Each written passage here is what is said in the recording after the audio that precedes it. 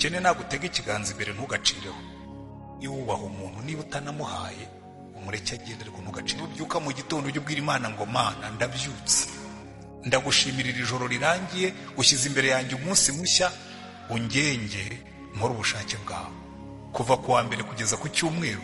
Nubivuga ubikuye ku mutima koko uzabona ukuntu ubuzima bwawe buhinduka. Sinzi bituma wisuzugura. Hano harimo abantu bisuzugura kuko batize, hari abandi bisuzugura kuko ari ibivange, hari abandi bisuzugura kubera ibi, nta body nta moni nta niki. Ngo ngewe yo mpagaze ngo mbona ntari mwiza bihagije, nta body. Ngo ngewe kofi yanjye ntirabyimba bihagije, ntawe uzankunda, nta moni nta niki. Imana ikakubwira ngo don't worry, ngewe ndihagije, genda uko izo mbaraga zanjye. Icyo uhaye Yesu cyose kiratubuka, icyo uhaye cyose kiraguka. Isambaza 2 n'amandazi 5 yahagije ibihumbi bikaba 15. Icyo uzaha Imana cyose izagitubura. Nugenda gufasha abakene uzabishyire mu biganza by'Imana, izabitubura. Mbaha n'ikintu njya mbona abantu bamwe bakora cy'ubuswa bukomeye. Umukene nagutega ikiganza imbere ntugacireho. Mwari mwabona abantu umuntu akaza wenda wicaye mu modoka amanukira bose wampaye agafaranga umva imbere. Ntuzakore iryo kosa, ntuzacire mu kiganza cy'umukene kuko uwo muvumo uzakugarukira. Hari n'uwo nigeze gukosora bikoze, yaciriye mu kiganza cy'akamayibobo, ndavuga niyo mwana ngwino muha amafaranga, nayo nawe ntuzongere gukora biriya bintu. Ntabwo nari muzi, ndavuga ni buriya uyu nguyu ni umujyambere, ntuzaho azarangiriza.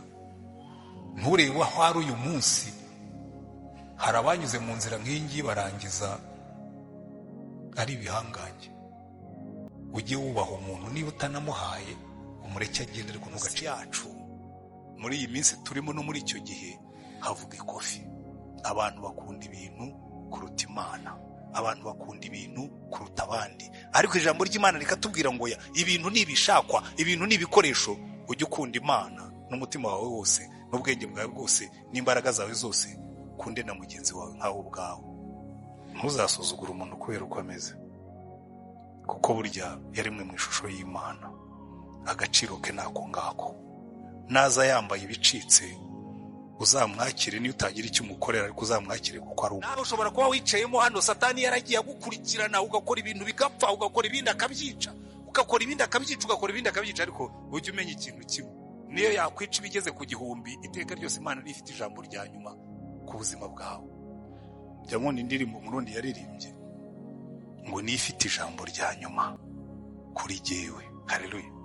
Nzagera ku byo yavuze, nzagera ku byo yambwiye, kuko nta jambo Imana ivuga ngo rihere. Bwira Imana ngo Mana rule my life, ntegekera ubuzima bwanjye, ujye utondeka aho njya. Numbwira kugenda nzagenda, numbwira guhagarara nzahagarara, numbwira kwicara nzicara, numbwira guhaguruka nzahaguruka, numbwira kwiruka nziruka, ariko uyobora ubuzima bwanjye.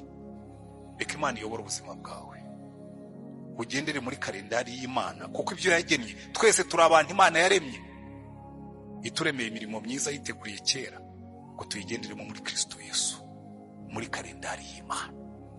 Icyica ibintu nuko abantu benshi barigenga, ngo ngewe siko mbyumva, ngo ngewe siko mbishaka. Imana igabira rwose uko ubyumva n'ukwawe, ariko ngewe ibyo nagennye uko niko kwiza kuri wowe. Hagarara Imana yavuze, uguteka ryose ubwira Imana ngo Mana umbabarire unyobore, sinzahagarara aho utambwiye guhagarara, sinzajya aho udashaka konjya, ntuzansange aho utakwifuza kumbona.